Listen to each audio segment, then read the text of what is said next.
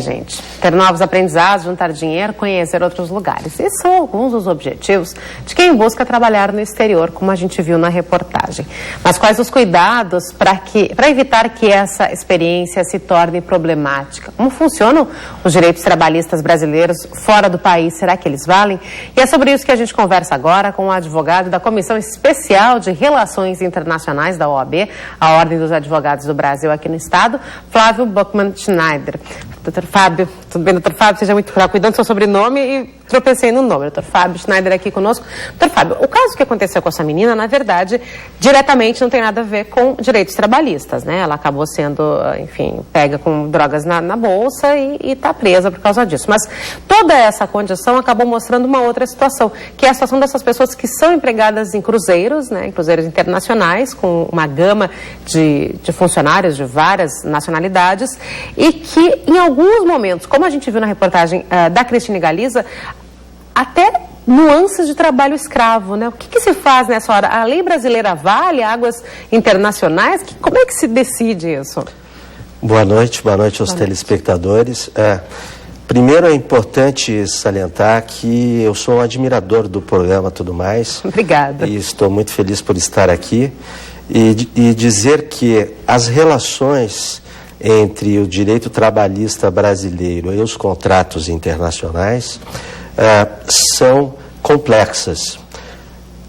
Essencialmente, nós temos que diferenciar algumas situações. Por exemplo, já foi dito ali na reportagem que existe uma legislação que determina que 25% dos trabalhadores dos navios que estejam em águas territoriais brasileiras, nós estamos falando de 24 milhas náuticas. Por exemplo, o navio sai de Manaus e vai até Rio Grande. Tá? Aí tem uma preocupação maior, nós estamos falando aí de alta temporada, que é o verão. Mas 25% você não completou, tem que ser o quê? De nacionalidade brasileira. Perfeito. Sim. Mas se ele, por exemplo, saiu da Argentina, saiu do Uruguai e fez parada no Brasil, isso não é necessário? Não, perfeitamente, é isso que eu quero diferenciar. É muito comum, aqui no Estado, inclusive, as pessoas terem dupla nacionalidade. Sim, que são os doble chapas. Às vezes até mais de duas. Italiano também, enfim. Isso. Se ele contrata com base numa legislação que não é brasileira e contrata fora do país, pega um avião, vai para Roma e faz o contrato em Roma. Mas tem que ter sede lá para fazer um contrato lá, não adianta só o funcionário ser de lá? Não, evidentemente. Mas me permita só diferenciar essas duas situações diferentes, pegando o exemplo da reportagem do cruzeiro. Uma coisa são os navios que estão aqui em águas territoriais brasileiras. Quanto a isso, a fiscalização do Ministério Público do Trabalho, a legislação brasileira é aplicável, e deve ser cumprida e deve ser denunciada. Independente de onde é a origem deles. Independente de onde é a origem. Agora vamos usar o exemplo. Saiu daqui, tá? Sendo daqui ou não sendo daqui, passou por aqui, pegou parte da tripulação brasileira e saiu. Saiu de águas territoriais. Que legislação que vale? Bom, a regra geral é a lei da bandeira do navio. Do navio, claro. Em águas internacionais, essa é a regra geral. Para explicar para os nossos telespectadores, se a bandeira é brasileira, se ele é um navio brasileiro, vai valer em águas internacionais a legislação brasileira. Se já não for, se for grego, digamos, como algumas vezes acontece, vale da Grécia. Temos que agregar a isso, por isso que é um assunto complexo, que existem trabalhadores de várias nacionalidades.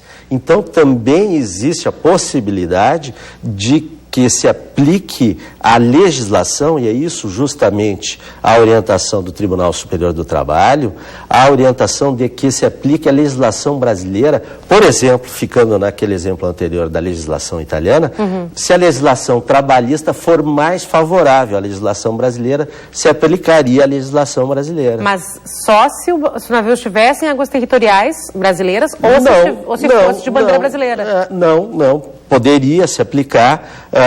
se o funcionário é brasileiro. Exatamente. Ah, perfeito. Mas... Ali é uma salada, né? Digamos, tem 10 nacionalidades diferentes dentro do navio, é muito difícil que isso aconteça. Exatamente. Bom, mas fora essa parte do navio, tem muita gente que viaja, jovens principalmente, para ser au pair, né? Que são babás, ou enfim, auxiliares, que vão para os Estados Unidos, que vão para a Europa, para conhecer um pouquinho da vida e fazer um intercâmbio. Fazer um intercâmbio, mas a trabalho. Esses jovens, eles também respondem às leis do país, às leis trabalhistas do país? Eu acredito que nós poderíamos falar algumas coisas que são até mesmo senso comum, que vai valer para todas as relações das pessoas que têm essa necessidade ou esse interesse. Que são?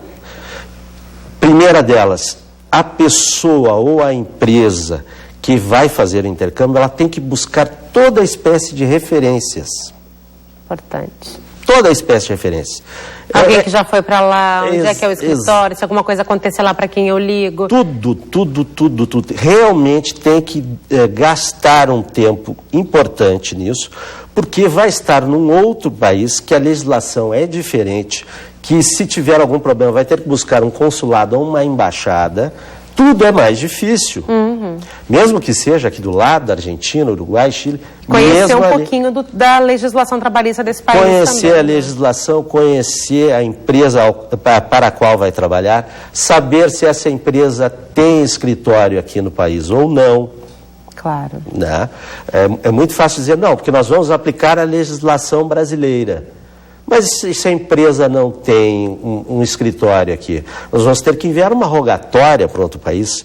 Isso vai demorar muito tempo, isso é trâmite entre embaixadas, isso pode demorar anos, uma ação judicial. Né? Então, essencialmente eu sugiro isso, que faça uma pesquisa detalhada de todas as condições, o contrato aonde ele é firmado. Quais são as condições do contrato? Porque o contrato é em outra língua. Procure uma pessoa que possa, um advogado. Agora, a Organização Mundial do Trabalho também ela tem algumas prerrogativas em comum, né? O que não pode ser aceito em país nenhum quando se trata de trabalho?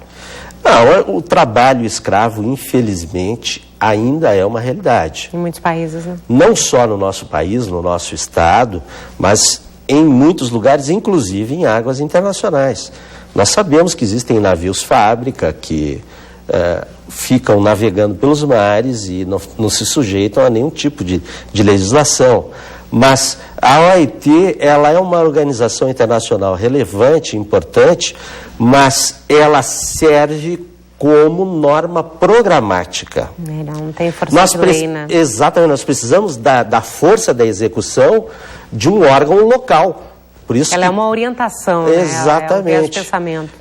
Por isso que eu fiz referência, se é em mar territorial brasileiro, se é aqui, Ministério Público do Trabalho vai lá, denuncia, faz uma queixa, existe inclusive termo de ajustamento de conduta, já ocorreram alguns casos nesse sentido, sabe que realmente ocorrem abusos, muitas vezes eles fazem uma chamada de entrevistas e cobram pela seleção, existe uma série de abusos.